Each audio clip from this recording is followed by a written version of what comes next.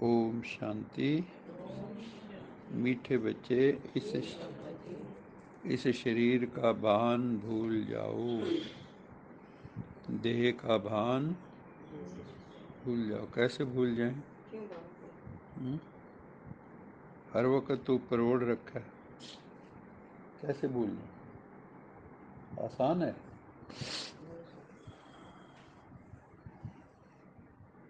इसको कैसे लूज करें?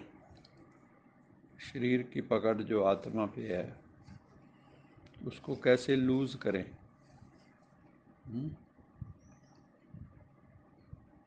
है कोई तरीका? जैसे ड्राइवर कार में बैठा है, वो कभी नहीं समझता कि मैं कार बन गया हूँ। सोच रहा कभी? लेकिन हम लोग क्या सोचते हैं, शरीर में बैठे इस रथ में रथवान बैठा है, रथवान स्वयं को रथ समझ रहा है। इसको बोलते हैं आइडेंटिटी क्राइसिस। हमारा जो वास्तविक स्वरूप है हम उसी को भूल गए हैं।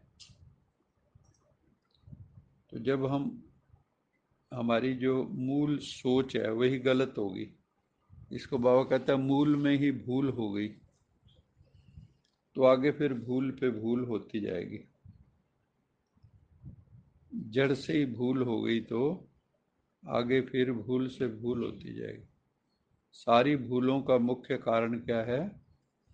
देह अभिमान, देह भान। हैं आत्मा, समझते हैं शरीर, यही है ना। और इसका अंत क्या है?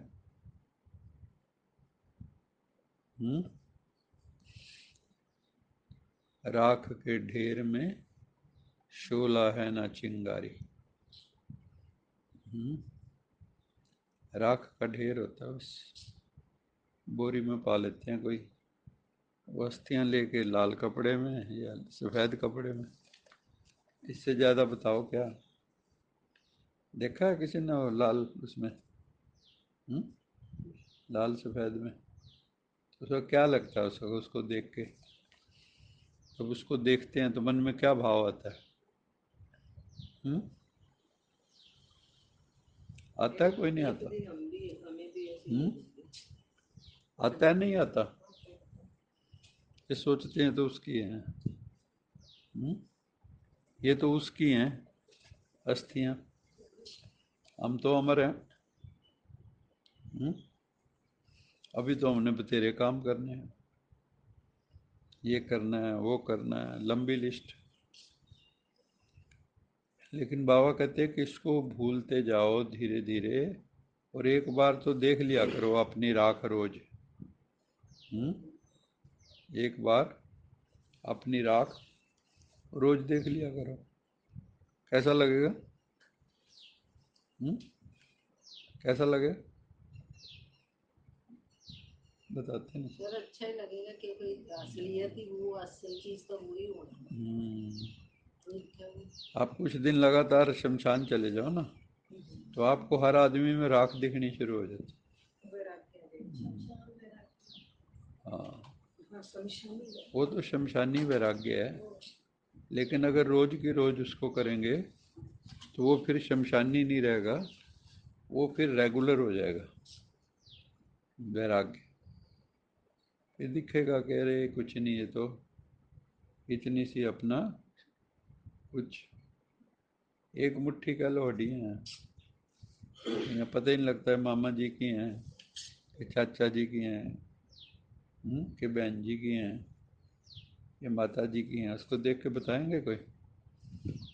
डीएनए से बता सकते हैं आजकल। आजकल तो साइंस का इतना नॉलेज है सबको, तो अपनी मन की आंख से खुद के शरीर के भीतर घुस के देखें तो ही पता लग जाता है इसके अंदर क्या क्या बराबर है, तो भी वैराग्य आता है। तो इस शरीर का भान भूलते जाओ, लेकिन हम लोगों की जो थिंकिंग शरीर के प्रति होती वो यही है कि हम योग द्वारा उसको ठीक कर लें। हम लोगों क्या थिंकिंग होती, हम कंडमनेशन में नहीं जाते। हमारे में और सन्यासियों में इस एंगल में फ़र्क है।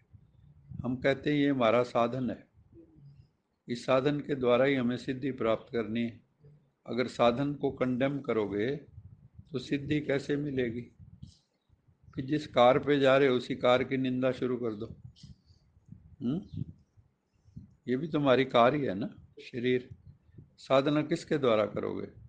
अगर शरीर छूट जाए, बिंदु बन जाओ, तो कर लोगे साधना? तो इसको हम संगम युगी शरीर को तो बिल्कुल निंदा नहीं कर सकते, क्योंकि ये आंखें भी धन्य है जिसने भगवान को वहाँ, चलो स्थूल में ही सही, फिर भी अंदर की आंख से देखा कि यहाँ बाहर जो दिखाई दे रहा है वो नहीं है, भीतर बैठा हुआ है। और उसमें भी दृष्टि जब लेते हैं तो वो आंखें भी विशेष होती हैं, और जो आंखें दृष्टि लेती हैं, कृपा दृष्टि, वो आंखें भी विशेष हो जाती हैं कि नहीं? ये छोटी बात है भगवान से दृष्टि लेना। बहुत बड़ी बात है। दातिया नजर मेर दी कर दे, मेरा मन कदे भी डोले ना, मेरी रसना विच रस भर दे, कौड़ा कदे भी बोले ना। हे दाता, मेरे ऊपर मेहर की दृष्टि कर दे, रहम की दृष्टि कर दे, मेरा मन कभी भी डोले ना, मैं कभी डोलूं ना, कुछ भी हो जाए। मेरी रसना विच रस भर दे, मेरी जुबान में रस भर दे, कौड़ा कदे भी बोले ना, कभी भी कड़वा वचन, कड़वे वचन हमारे मुख से ना निकलें। तो ये तो यंत्र है। यंत्र को जैसे भी यूज करोगे, उसका सदुपयोग करो, उसका दुरुपयोग करो, ये किसके ऊपर है? आत्मा को। तो ये तो आपके ऊपर है, आत्मा के ऊपर। अगर आत्मा दुष्ट होगी तो संस्कार दुष्ट होंगे, इस शरीर द्वारा भी दुष्टताएं करेगा, कर्म इंद्रियों द्वारा उल्टे काम करेगा। अगर आत्मा सज्जन होगी, श्रेष्ठ होगी, पवित्र होगी, तो इस शरीर का प्रयोग भी वो उसी हिसाब से करेगा। तो आपके ऊपर है सारा। किसके ऊपर है? शरीर का कोई दोष है? है दोष? बोलते नहीं, क्या बात है? नाराज हो सभी? किससे नाराज हो? किससे नाराज हो? सर अपने आप से नाराज है। अपने आप से कहते हैं नाराज हैं, क्यों? क्योंकि ये आत्मा बार बार हमारा दीवान में हम आते हैं। बाबा कहता है अब तो राज जान लिया, अब क्यों नाराज हो? अब तो राज को जान लिया, सृष्टि के आदि मध्य अंत का राज। और जो राज को जानते हैं वो कभी नाराज नहीं होते। जो राज को नहीं जानते वही नाराज होते हैं। तो भगवान ने तो हमें सबका राज बता दिया अब, कि आत्माएं कैसी हैं, सतयुग में कैसी होंगी, त्रेता में कैसी होंगी, कैसे कैसे संस्कार इमर्ज होते हैं, कैसे कैसे ये दुनिया चलती है। तो जब आपने सारी फिल्म ही देख ली तो उसमें तो पता लग गया अब इसमें क्या सीन है, कहाँ पे क्या है। तो इस शरीर का भान धीरे धीरे धीरे धीरे करके भूलते जाओ, प्रैक्टिस करो, मैं आत्मा हूँ, मैं आत्मा हूँ, मैं आत्मा। कई बार आप ना शून्य में चले जाओगे जब आत्मा का अभ्यास करते हैं ना। आप ऐसे बैठे भी होंगे, नींद भी नहीं होगी, और आप गायब भी होंगे। ऐसा नहीं, जब आओगे चेतना में तो एक सुकून होगा, एक शांति होगी, एक मस्ती होगी, और दिल करेगा और बैठे रहते तो कितना अच्छा था। एक होते हैं जो बैठते हैं और 5 मिनट के बाद ही कुरबल कुरबल शुरू। तो थोड़ी देर में ही उठ लेंगे, आंख बंद करके न्यू अंधेरे के अलावा कुछ दिख नहीं रहा। मेरे ज्ञान से देखना है, ज्ञान की आंख से। ये इस अंधेरे की बात थोड़ी करने में, अज्ञान का अंधकार है। यहाँ पे भी अगर आप साधना करोगे तो यहाँ पे भी मणि चमकने लग जाएगी। ये जो इंसान है ये मणि वाला सांप है। इंसान क्या है? सो लोग सोचते हैं कोई मणि वाला सांप होता है, आज तक तो किसी ने देखा नहीं हो। मणि वाला सांप है इंसान, यहाँ मणि है और ये सांप है। आप देह को देखोगे तो विषय विकार पैदा होंगे। ये विष का भरा हुआ है सांप, है ना। तो अगर सांप को देखोगे शरीर को तो विष चढ़ेगा, और मणि को देखोगे तो विष उतर जाएगा। कहते हैं ना, वो मणि अगर रख दी जहाँ काट जाए सांप तो सारा जहर चूस लेती है। तो वो मस्तक मणि है, कोई और मणि नहीं है। ऐसे में तो ये नहीं कि सांप कहीं से मणि ले आया, पैदा होते ही उसके पास मणि थी। कई फिल्में बना दी मणि ढूंढने के चक्कर में, लेकिन असली कौन है वो? हम लोग हैं। भीतर मणि है और चारों तरफ विष भरा हुआ है। अशरीरी बनने की मेहनत करो, शरीर में होते हुए भी शरीर से परे जैसे परम धाम में थे। जैसे राजा जनक रहते थे, देह होते भी देह के भान से परे थे, क्योंकि उनका मन एक में लगा हुआ था। जब भी आपका मन एक जगह लग जाता है तो सारी दुनिया से उपराम हो जाता है, वैराग आ जाता है, अशरीरी बन जाते हो। राजा जनक ने उसको दिया था ना कटोरा तेल का भरा हुआ। उसने पूछा था भी आप तो इतने बड़े गृहस्थी हो, राजा हो, और फिर भी आप विदेही कैसे हो? ये तो गलत टाइटल है आपके ऊपर।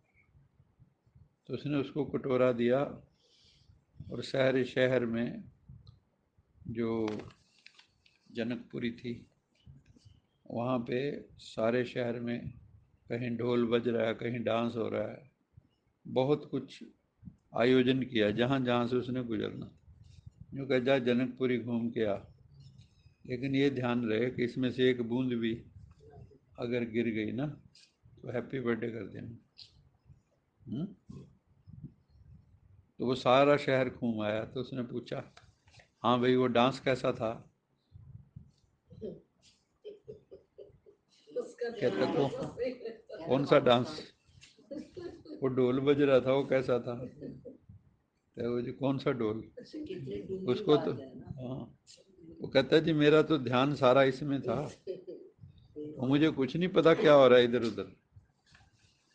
तो कहता है ऐसे ही मेरा ध्यान उसमें है। दिखता है तुम्हें कि मैं आप सबके बीच में बैठा हूँ, लेकिन मैं वहाँ बैठा हूँ, परम धाम में बैठा हूँ मैं। और ये काम तो हो रहे हैं। जब कोई महापुरुष कहीं होता है ना, काम होने लगते, वहाँ लोग भी इकट्ठे हो जाएंगे, काम भी हो जाएंगे, वो पता भी नहीं लगेगा, सब मजे मजे में कर रहे हैं। जैसे माउंट आबू में देखो सारे काम हो रहे हैं, लोग जो जाते हैं वो यही हैरान होते हैं यार कोई टेंशन में नहीं है।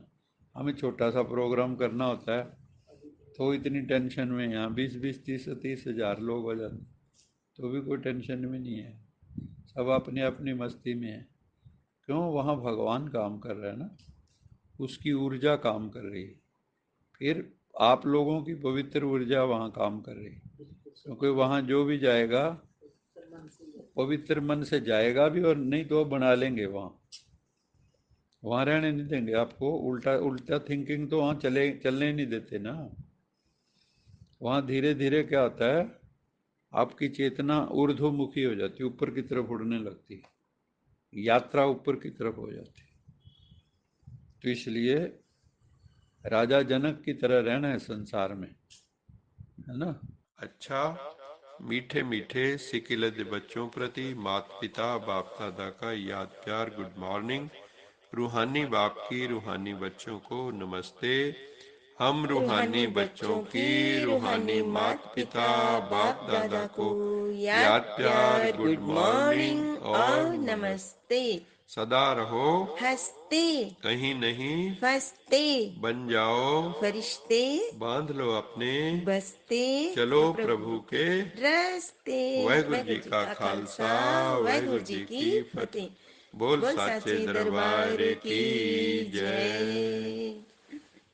लोका समस्ता सुखिनो भवन्तु, लोका समस्ता सुखिनो भवन्तु। लोका समस्ता सुखिनो भवन्तु।